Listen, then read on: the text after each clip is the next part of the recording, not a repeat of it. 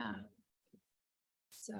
So just before we get started, just a couple items of housekeeping. We'll do a Q&A at the end. So if you have any questions, just hold off till the very end. I'm also recording this, and I will email a link to the recording to everybody tomorrow. We have a YouTube page and it will be posted there. And then please stay muted with your microphone off until we're ready to Q&A, and then feel free to unmute and ask some questions. But right before we start, very quickly, Backlog is putting this webinar on. Backlog is my little company. We're an archival consulting firm that specializes in helping small institutions bring their collections online. So small historical societies, helping them create digital workflows and connect their communities to their objects. So we do archival consulting, but then we also do a lot of genealogy research. Yeah. And really quickly, I'm Emma. I founded Backlog 2 years ago after being laid off during the pandemic. We work with a lot of small museums in St. Louis. We also work with the Oklahoma City Memorial, and then the John Wayne Birthplace in Iowa. And from here, I'll hand it over to Danny. Well, I just want to say I'm super excited and happy to be able to talk with you guys this evening. And big thank you to Emma for inviting me to be able to do this.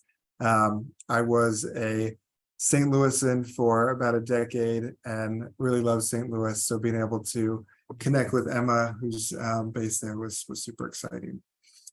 So I'll sort of jump in. If you want to jump to the next slide, Emma.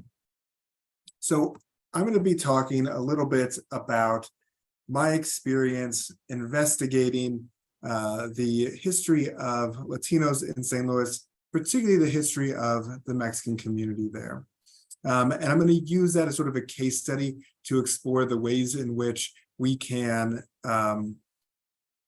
work to try and identify the history of communities who perhaps have not been adequately documented in our archives, in our museums, in our cultural institutions. So when you are looking at a community, you're trying to research, and you're finding that you're just not able to find those resources in the places where you normally do, what do you do?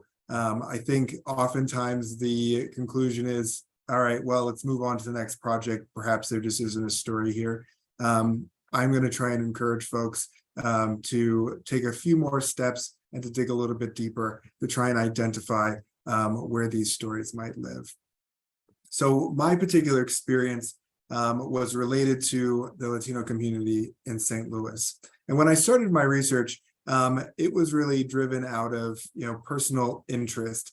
I had moved to St. Louis. I wanted to know a little bit more about the backgrounds of Latinos there, and I got some answers that rang as potentially not the whole story.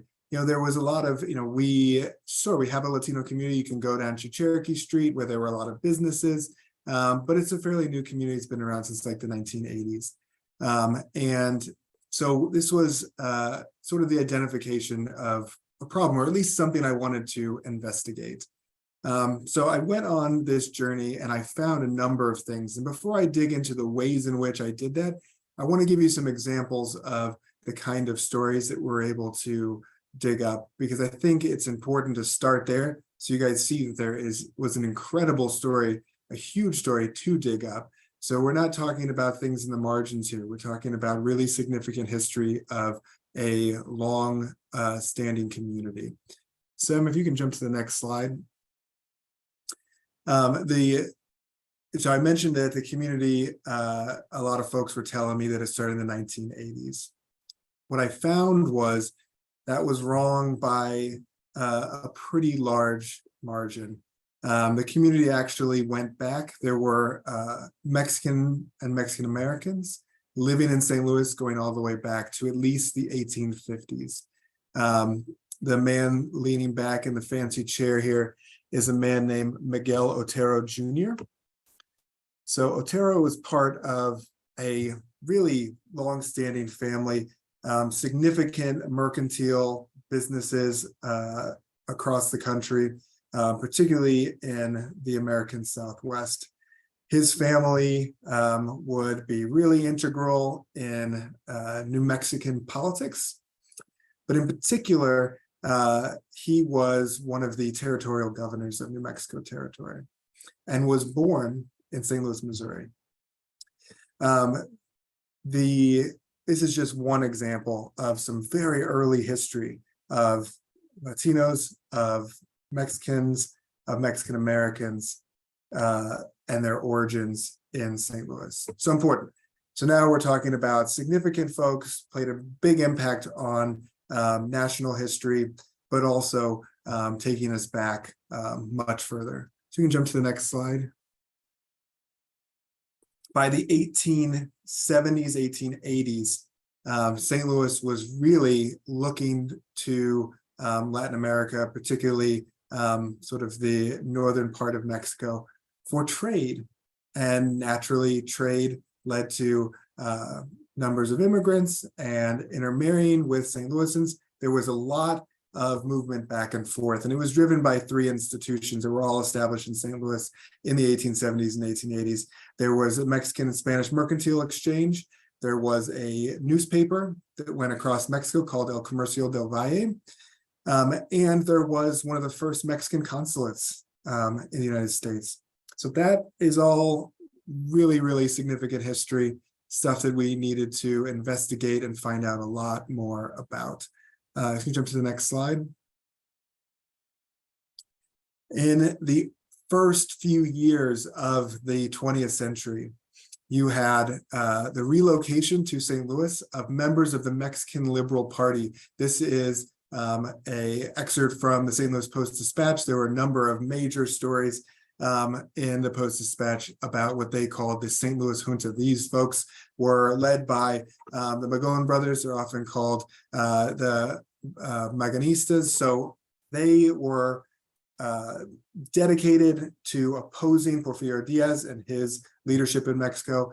These folks from St. Louis and other places, but during these years from St. Louis, were helping to inspire the Mexican Revolution, which would begin a few years after this.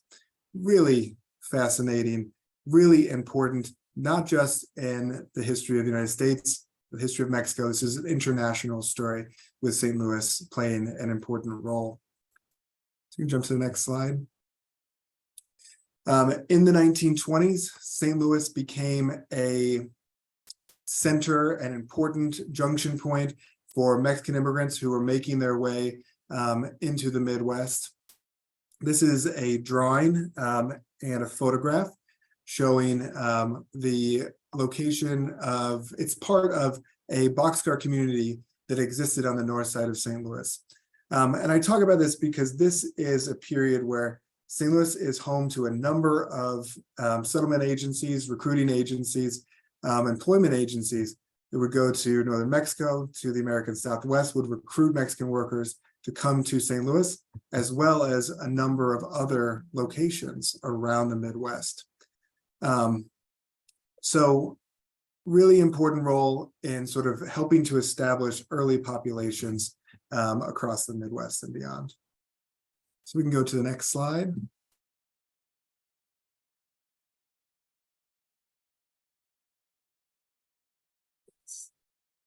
Emma, do you want me to wait and answer the questions in the chat until the end, or sort of? Let's just wait until the end. Okay, perfect.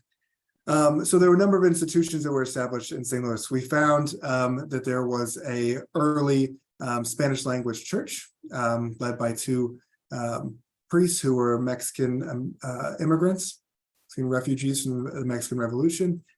This is the building that still stands in the Carondelet neighborhood of St. Louis. You can jump to the next slide. There were a number of fraternal organizations. This is an image of the Mexican Benefit Society, which was one of just many benefit societies, fraternal organizations, which were established in St. Louis in the 20s and 30s and continued to operate for decades afterwards. The Mexican Benefit Society later merged with the Benito Juarez Society, and that organization continued into the early 2000s. You can go to the next slide. So this is an image of repatriates in the 1930s, while St. Louis had served as a entry point for many Mexican immigrants into the Midwest. During the 1930s, as many were repatriated, St. Louis was a point that many of them passed through on their way being repatriated out of this country. And so this is a difficult moment, but one in which, while St. Louis's Mexican population was a part of, but also thousands of Mexican repatriates passed through St. Louis during this period. It's difficult to get exact estimates because we just don't have a lot of data on exact numbers, but from what I can gather, it looks as if St. Louis's Mexican population decreased by 50% during the first few years of the Great Depression. And if you're interested in knowing more about Mexican repatriation, that's something that we can go into, but it's a longer and more complicated story. But for this presentation, the key thing I want to get across is that St. Louis played a role in this historic event. So we can jump to the next slide.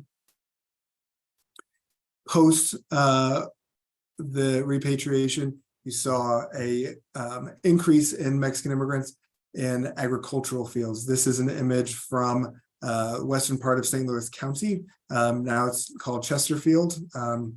And these are a number of the folks who were working in these farms in West St. Louis County were Mexican immigrants, were Mexican Americans, and were very often part of a national guest worker program that a lot of folks are familiar with, the Bracero program. So we can jump to the next slide. A number of lasting and important businesses were established in the post-war period. This is an image from El Serape Cafe, which was one of the earlier Mexican restaurants in St. Louis. There is a great restaurant, if you're ever in St. Louis, in Florissant. It's called Ruiz Mexican Restaurant, and it has been around. It is, by my research, the oldest still extant Mexican restaurant in the region. But Mexican businesses went beyond just restaurants. They established musical institutions. They established barbershops.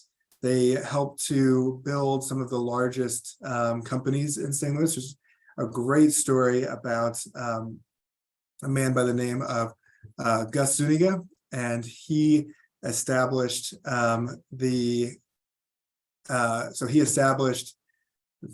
helped to establish one of the largest architecture firms in St. Louis. So really exciting stuff, really important history. We'll jump to the next slide.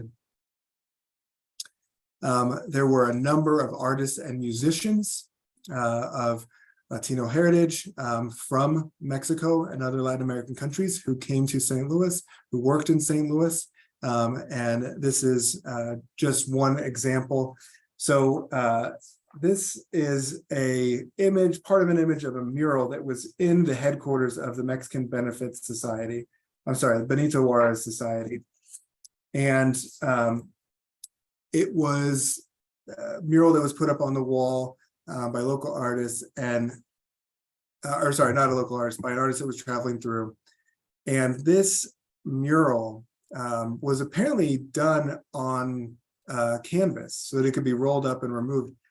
So I had heard some rumors that this mural still exists somewhere in St. Louis. So one of my goals is to see if I can track this down. We can go to the next slide. There were a number of bands and music was a part of this. We can go to the next slide. And finally, there were a number of Mexican and Mexican Americans who served in the armed forces. Certainly during the World War II era, I have some documentation. There was a newspaper article about an event that the Mexican consulate put on where they documented 400 folks of Mexican descent from the St. Louis region who were currently in the armed forces. But of course, military service by Mexican Americans from the St. Louis region continued in later years. So a lot of history, and I know I went through that really fast, but I wanted you guys to understand all of the areas where Mexican immigration, Mexican history, Latino history in St. Louis, where we were able to find that this wasn't a one-off story, this wasn't a small story, and it certainly wasn't an insignificant story. So let's go to the next slide. And I'll talk a little bit about what I did when that research was done, and then I'll jump into some of how that work came about. So I wanted to take this research and I wanted to get it out to folks who would appreciate it so that we could try and expand the narrative that existed around Latino history.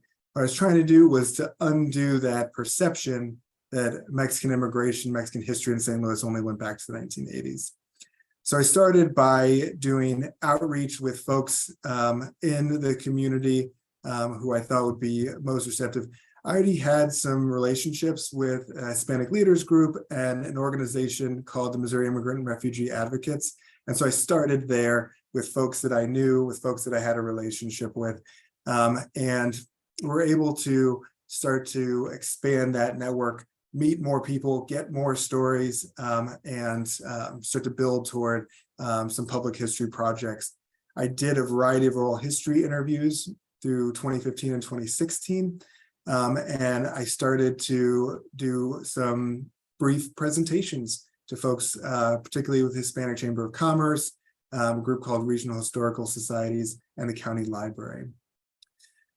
In September of 2016, we put on a program at the St. Louis Public Library, part of a series called We Are St. Louis. And we were able to present on this history. We brought in folkloric dancers. We brought in great food, because it's not a true program if you don't have great food, right? And it was a fantastic event. And one of the things that happened throughout this is I am sharing information as much as I am getting information back and expanding what I know and what I knew about the Mexican community in St. Louis. January 2017, this relationship with the Hispanic Chamber of Commerce resulted in putting out a brochure on this history. And this was not the starting place that I thought I would make. This is not the place I thought I would start when I started to publish this information.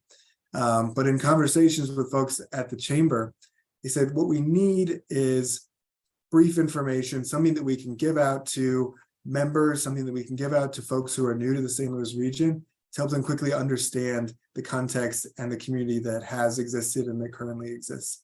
And so it turned out to be a really great resource. And it was a lesson for me of, if you are trying to put together historical resources for a community or for a group, you need to listen to what they want. You may think going into it, hey, I want to do an exhibit, or I want to write an article, or whatever it is that you think the output should be. This was a really great lesson that, having those conversations to figure out what they need is valuable. So in the years that followed, we put out a number of publications, some scholarly, some more public history oriented. And then where we are today, we are working with folks in Kansas City and other parts of the state to put together a book, full book, which when it's done will be the first sort of full history of Latinos in the state of Missouri. So we're really excited about where this is going. Certainly come a long way from where we started. So let's jump back. If we go to the next slide, where did all this start? How did this research go? How did we get to the point where we could start sharing this information? Because the beginning was tough. What I found was that very often when I went searching in archives for keywords like Mexican, I was finding a lot of stuff like this. You see, it's a lot about the Mexican War, not a lot about Mexican people or Mexican American people. So we can jump to the next slide. And one more. So what are we going to do next? We're going to try and look between the lines to try and find the research that we need, the information that we need. I had some hints that it was out there, but there just wasn't a lot in archives, in published material to go on. And those who are familiar with doing research on Latino communities will know that public records like the census have often rendered Latino communities more or less invisible prior to about the 1970s. So it was difficult to find information.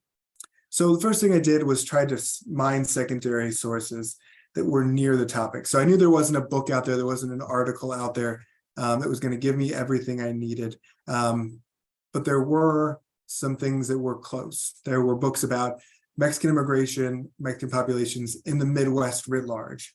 There were published materials related to areas of employment that I knew were important to Mexican communities. And so I started going into those resources, and I found a few things that I think were super helpful. One of which was I found a resource that talked about a program of deportation that had St. Louis at its center, or at least that St. Louis was involved with. I found references to St. Louis being a center for distribution of Mexican workers as they were recruited by labor agencies. So I started to find these like little bits of information that were not, they were one sentence in a 500-page book, but they gave me sort of clues of where to go next. And so it was really the important starting place, starting with these secondary resources, but looking at them in a slightly different way. So we can jump to the next slide here. So next, I started to try and look at collections in a different way. So going through a collections or archival guide, it might not have, these collections might not have been indexed thinking about the connections to Latino history. Great example of this was working in some records related to, these were like employment records from the National Archives. So these were records from immigration agency that was based in St. Louis. And the guy pictured here is a guy named James Nash. He was an immigration inspector during this time. And, while this served me in terms of my research, unfortunately, he was often involved in some less than great things. He was investigated a lot. So there were a lot of records in his personnel file about these investigations. So going through them, I found some really interesting things. One of which was information about a man named Nicholas Martin Alcorta. And he was brought in by the immigration agency. He was asked questions, investigated, and folks determined that he was should be able to stay, was legally able to stay. They had initially brought him in because they suspected he was a communist. Found no evidence of this, and they were going to release him. Inspector Nash pushed back on this, and these documents were about a larger corruption investigation that involved sort of the mishandling of this case was one of the things that was noted. This was just a small part of this file, right? But for me, it was this huge insight into broader narratives about what the immigration experience, what the experience was of Mexican immigrations as it related to immigration agencies, but also law enforcement more generally. So it gave me some new paths to dig into, as well as some really interesting information. Another example of using collections in a different way. I'm going to jump to the next slide. Another example of using collections in a different way goes back to the Spanish language mission, the Spanish mission in St. Louis called Our Lady of Covadonga. And I saw somebody had a question about, or said something about wanting to know more about this. So it was established, and the narrative around it in St. Louis was that it was a Spanish mission, as in immigrants from Spain. And it made sense because that area of Carondelet where it was based had a large population of Spanish immigrants from Spain. But I thought it was worth investigating further. And the Archdiocese had great records. And so I went in and took a look at some of their records. And they had membership rolls of the mission of Our Lady of Covadonga. And in going through it, I found that by being able to cross-reference as best as I could names in the census, that something like a third of the folks who were attending the church were not Spanish from Spain. They were Mexican immigrants. And I coupled this with some newspaper research that talked about St. Louis as a, to use their words, chief exile location for wealthy Mexicans, that post the Mexican Revolution, a lot of folks were coming to St. Louis as refugees. That tracked with the folks who were attending here. But I think it was a reasonable expectation or a reasonable understanding that this would have been just Spanish from Spain. There are often separations between Mexican Spanish-speaking populations and Spanish populations in locales. So it wouldn't have been impossible. I wouldn't have been surprised if I found that they weren't connected, but it turned out that they were. And so this was sort of a, opening of a new avenue of research. Starting to dig into the history of Our Lady of Covadonga led me to more information that was relevant to my story. It turned out that the two priests who helped to establish the mission were both from Mexico themselves. And they had a very interesting history and complicated history as it related to St. Louis. And so there was a whole avenue of history to go down there. So I guess what I'm trying to say here is that, I started to try and look at these collections from this different vantage point in order to try and discover, hidden places where I could find histories. And the more of those little pieces of information that I was able to pull out of these collections, it gave me more avenues, more information to be able to do more research and go into more places. So I'm going to jump to the next slide. So we continued to dig. The next place that I looked, or one of the other places that I looked to try and use collections in a new way, was the records of the International Institute and the YMCA. These places were less outside of where I thought I should go. These were agencies, these were organizations which were well known nationally and in St. Louis for working with immigrant communities. So I was curious, what could I dig out from their records that would help me in my investigation? And initially, I found, a little bit of information. There were reports from staff of these organizations, and they talked about, here are the folks we've worked with, here are the things that we've done, and made references sometimes to Mexican immigrants that they were working with, but they were passing references.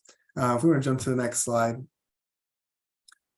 Every once in a while, you go through something and you will just hit gold. And that's what happened with these YMCA and International Institute records. I found a report there that went into great detail about the Mexican community in St. Louis. So they had decided that one of the things they wanted to do as an organization was to try and serve this newer community in the 1920s, but they perceived to be a new community in the 1920s. And they wanted to gather all the information they could about this community to see how they could best serve it. And so they included in there details about where in Mexico these folks are coming from in most cases. They included where in the city of St. Louis these folks were living. They included estimates in terms of population numbers, and they included some information about what the community was doing, what kind of work they were doing, where they were living, the organizations they were forming, the general sort of situation that all of them were in. They also included more detailed information about labor agencies that were connected to Mexican immigration in St. Louis, and noted that there was a whole group of labor agencies that were located down on Market Street in downtown St. Louis that were working on a national level. So that was a huge turning point. And I found it just by looking in places that not necessarily indexed, not necessarily marked as Mexican immigration, but had this huge resource buried within it. So we can jump to the next slide. One other thing that I did was digging deeper into newspapers, and I will admit 100% that I had an advantage over historians of past years, because we have access to a growing list of digitized newspapers that can be keyword searched. That is not something that previous historians had access to. But digging deeper into newspapers allowed me to find a whole lot of really interesting history. And it gave me insights into some of the activities of Mexican organizations like the Benito Juarez Society. It gave me insight into how Mexican immigrants were being talked about in St. Louis at the time. There were really interesting insights about the way in which Mexicans were talked about by St. Louis newspaper reporters in the 1920s and 1930s. And we can talk a little bit more about that, but newspapers provided some of the most important insights that kind of opened up new avenues. And in going through newspapers, I think what I found to be the most important thing was that I really had to sort of build upon what I found, right? So I might start with a keyword search of Mexican, Hispanic, Latino, whatever. But as I found stuff, right, I was able to expand my list of research or of search terms. So I was able to jump to, I found information about the Mexican Liberal Party. And so I was able to use that as a keyword search, use names of the folks, able to, key in on the names of some of the recruiting agencies, the names of some of the organizations that had been established. And so all of a sudden, I'm not just, sort of poking out into the wilderness. I've got a whole litany of keywords that each time I use a new one, it opens up even more avenues. And I will say, as new newspapers are digitized, I continue to do this process and it continues to pay dividends. And I've been working on this for years now. So we can jump to the next slide.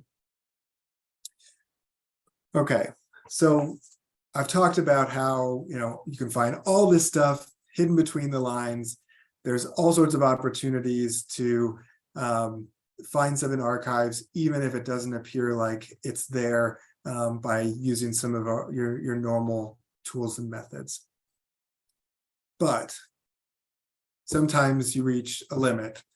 Sometimes it is necessary to go beyond traditional archives and museums and collecting institutions and go out into the community.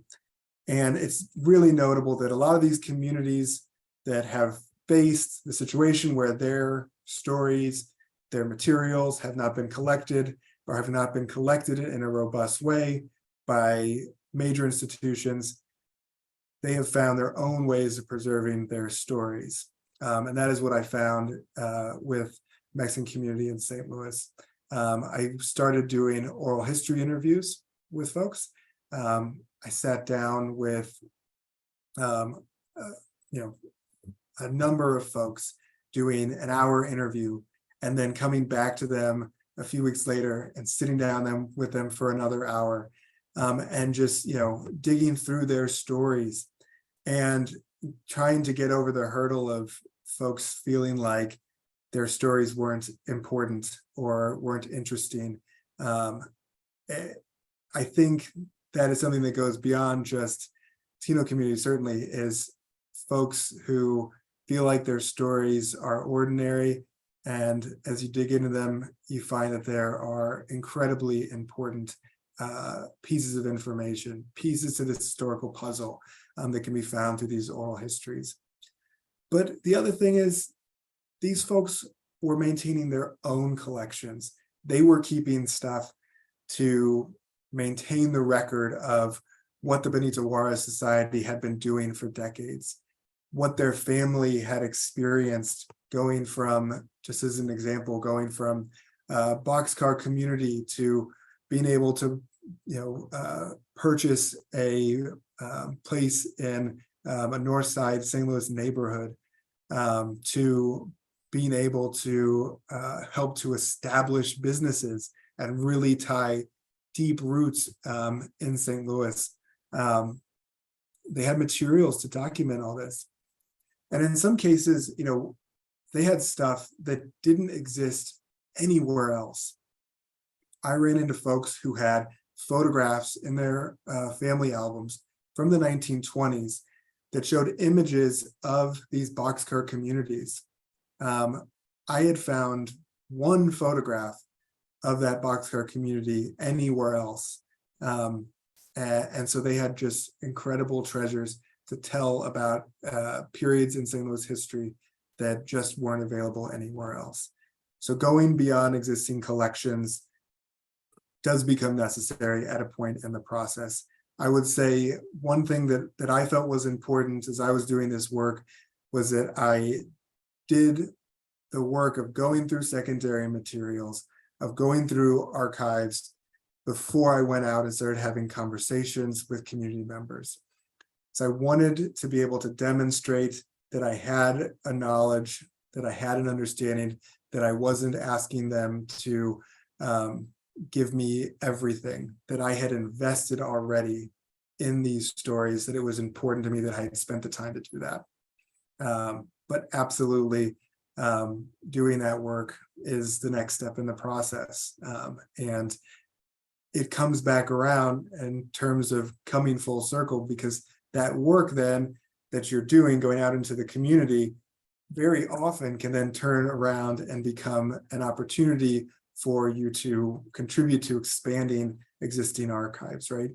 So if you have found that these important stories are missing from a collection, that these photographs, this documentation is missing, then going out and doing that community work, you can then work with those institutions, whether you're an employee there or a community member, you can work with those institutions to see that some of those materials are taken into that collection. And I've been really lucky to be able to do that in some cases, to help expand the places where these stories are told, where these documents are preserved. So we can jump to the next slide.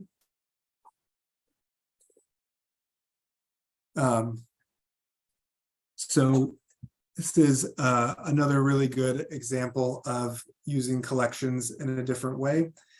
And it is an example of what happens when you circle back on this research. So you've gone in, you've used these collections in a different way, you've deep dived into newspapers, you've had community conversations, and it's important to circle back to the beginning and start to look at collections again and see if with this new information, there are new collections that you might be able to mine for information. These are materials from Ascension Parish, which is a church in Catholic church in Chesterfield, Missouri, and they were really involved with the small but significant Mexican community in Chesterfield in the 1950s. A lot were folks had come as part of the Bracero program, were continuing to come in the 50s as part of the Bracero program. And so Ascension Parish was doing a lot of outreach to these communities, wanting to bring them in, provide religious services for them. They even published a Spanish language newsletter for them. A really interesting story, and one that I had to circle back to find. I'm going to jump to the next slide. Okay, and I will turn it back over to Emma to share a few more things, and then I think we're going to have time for some questions. Yeah. So we have a couple more webinars coming up this fall. Next week, we're going to talk about purchasing archival supplies and what that looks like. In October, we'll go into kind of what handwriting looked like in the 1800s. We did a webinar in June on handwriting, and this will just kind of dial down on more things that we see in genealogy research. Then Danny will be back to talk about interactive exhibits. So again, in October, we're going to talk about handwriting, kind of how to decipher it. And next week we'll do archival supplies.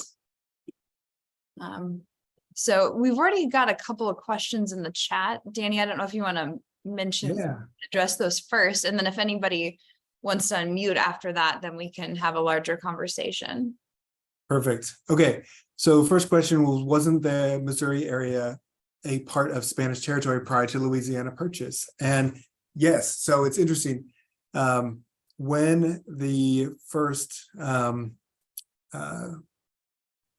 French folks were coming in and settling in this, what is now St. Louis, you had a transfer of ownership, and this was really, St. Louis was really Spanish territory, even as it was being established by French folks. And you see this legacy in one of the oldest buildings in St. Louis County, is a home called Casa Alvarez, which was the home of a early Spanish settler who was part of sort of the Spanish government's limited oversight of this area. So definitely early Spanish history. My research ended up focusing more on the Latino history, particularly focused on Mexicans and Mexican Americans, but absolutely the broader history of Hispanics in the St. Louis region goes back even further than those 19th century stories I was telling. So next question here. Most of the early settlers were French. Oh, so this is kind of giving some context. And then we'd love to hear more about the Spanish language church, which it was a Catholic church. Has it been added to the National Register? It has not. It is definitely one that I think would be great. I did a presentation years ago to the Missouri SHPO, and they asked me to look at and see if I could find sites that would be good and would be able, would meet the threshold for listing on a National Register.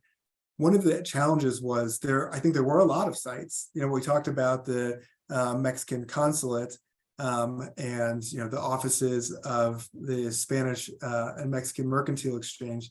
Those are gone. And that was the case for a lot of these. There was the headquarters for the Mexican Liberal Party. That building is gone. So many of these historic sites are lost. This is one that is still there. And so I would really love to see it listed on the National Register. I think that's definitely something that's worthy of, not just because of the Mexican history. There's an incredible Spanish history as well. There's a large group of Spanish immigrants who settled in the Carondelet area in the 20th century, and they have a really important history. There's actually I think it's called like Spanish Club, but anyway, there is a Spanish society that has a building that's it's like right behind, I think, or a block away. Anyway, it's in proximity to what was Our Lady of Covadonga.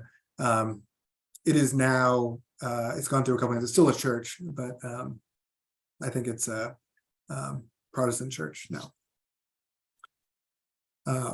And what about the Latinx population in St. Louis during World War II? So I touched on this a little bit, but there was a growth in the community during the World War II era driven by Bracero program, but it was more than that. There were folks who were coming to work in a variety of areas. Post repatriation is a really interesting moment. So St. Louis's Latino population, Mexican population, was significant in size and scope as compared to other places in the Midwest prior to the Great Depression. the community continued to grow in St. Louis during World War II and afterwards. But it's notable that changes in immigration patterns meant that other Latino communities, other places, other Midwestern cities saw a faster and more robust growth in Mexican population than St. Louis in the second half of the 20th century. And so there definitely was a lot of history. What I found was happening during the World War II era and, in the decades that followed was two things. There were folks who were coming as agricultural workers, but there was also a sort of settling in and maturing of Mexican community that had stayed. So this was like the children of folks who had immigrated in the 20s were often taking the leadership in organizations. They were establishing businesses. They were establishing deeper roots. So that was sort of what was happening during the World War II era and afterwards. It was just something more specific related to that I can dig into. I'm happy to. So thank you. I will turn it over to folks, and if anybody has any other questions for me, I'm happy to try and answer them. Yeah, feel free to unmute or throw it in the chat if anybody has any final questions. We had some good ones throughout. Mm-hmm. And I'll say while we're, if folks are thinking of questions, I think the big takeaway, take away anything from this, I think it is really important to take a few more steps before we decide that a particular community doesn't have a history in a particular area or at a particular time. I'm talking about St. Louis, which is a major city, a major metropolitan region, but it's important to know that across Missouri, across the Midwest, across the country, there are important histories that are undertold, have not been told, that diligent archival work and community work can bring up, and it's really a really exciting time for that. I think a lot of people are starting to do that work, have been doing that work, but there's so many opportunities to do so much more.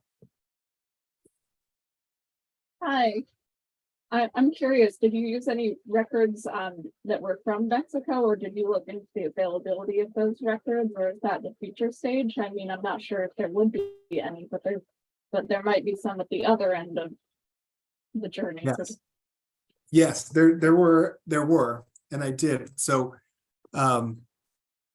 when I found out that the Mexican consulate was in St. Louis, that was a big clue that there would be some records. So I worked with an independent researcher in Mexico City to go through those records, and with their help, I was able to get a number of records. There's a lot more to do though, because I'm working with this independent researcher. A lot of what I'm doing, I was paying for myself. And so I was sort of in a position where I had to focus on particular times, particular areas. And I was really interested in the repatriation era. I wanted to know what the consulate might have in terms of records to try and figure out what was happening, because newspapers really didn't talk about it. It was hard to find accurate and detailed information. So I focused on late 20s and early 30s with the records I got there. But I need to do more, just a matter of funding and time. But yeah, absolutely. Consulate records were super helpful. And I know there's probably more from, more records from Mexico. I think one avenue that I would like to go down in the future is in my research, I found out that there were railroad connections that were being driven by business in St. Louis. So for example, Missouri Pacific was integral and involved with connecting into I think it was the Mexican National Railway, but it might have been the other one, Mexican Central. Either way, I bet there is a lot of interesting information in records in Mexico related to their national railway that could shed light more on the connections with St. Louis. But that's future research that needs to be done. And it looks like Peg has her hand raised. Peg, do you have a question? Not so much a question. Can you hear me first off? Yep. Okay, good. I've been having problems with my mic sometimes. Yeah. It's kind of just a follow-up to what I posted in the chat. I'm part of a study group right now and doing kind of a concentrated genealogy. Explaining your process, and you hear the term about secondary sources, and I'm a very anal kind of person, and I need something more than that general term to understand what it means. And so you're showing what you went through, and a line out of a book that gave you an idea to search somewhere else. That was extremely helpful for me. And in researching a great grandfather, he moved to Adrian, and I never thought much about why, and how did he get there? Well, it turns out there was a big Catholic push by a bishop somewhere. And so I've researched that bishop now some, and I'm trying to find out whether there are records and find out if he was part of that group. And so this whole kind of trickle down, cast a wide net kind of approach that you've taken has given me ideas, and I really appreciate it. Thank you. And thank you, Emma, for hosting this. I'm so glad. And as a researcher, as a genealogist, I'm sure you appreciate, you go through these periods where you're searching for stuff, and then you find that one line, and it's just like I think I said in the present, it's like finding gold, right? It's like, oh my gosh, I hit it, and you can build off of that. And yeah, I think for me, researching, doing historical work, it's always this like, there's no linear path. So you talk about your process as best you can, but it really is this kind of like, insane jogging back and forth. And as soon as you think you've sort of exhausted a resource, you find out new information, and then you circle back to it, and you're like, oh no, I hadn't exhausted everything I could get out of that. So,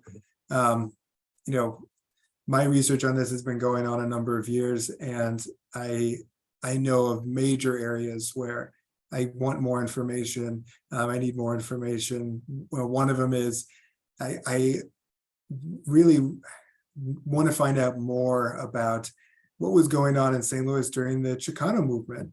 I have very little information or documentation about what was happening in terms of activism during 60s and 70s when all of this was happening nationally. I can't imagine that there was nothing happening in St. Louis, but I haven't found a lot of information. So I'll keep circling back and keep jogging back, and hopefully I will find something eventually. If there are no other questions, we're going to wrap here. But thank you, everybody, for attending. And I will send out an email tomorrow with a link to the recording. And please share it with anybody that you think would be interested. Yeah, but have a good evening.